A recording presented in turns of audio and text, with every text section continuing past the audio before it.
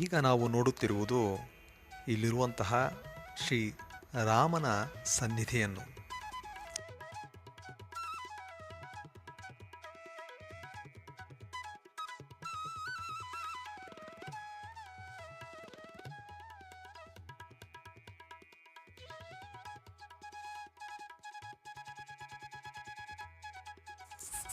ಈ ದೇವಾಲಯದಲ್ಲಿ ಶ್ರೀ ವಿಷ್ಣು ಭುಜಂಗ ಶಯನನಾಗಿ ಮಲಗಿರುವ ಭಂಗಿಯಲ್ಲಿ ಭಕ್ತರಿಗೆ ದರ್ಶನವನ್ನು ನೀಡುತ್ತಿದ್ದಾರೆ.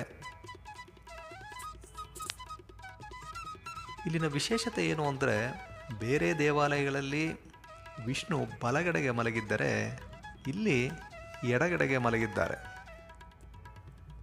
ಇಲ್ಲಿ ಈ ದೇವರು ನಾವು ತುಂಬ ಸಮೀಪದಿಂದ ನೋಡಬಹುದು.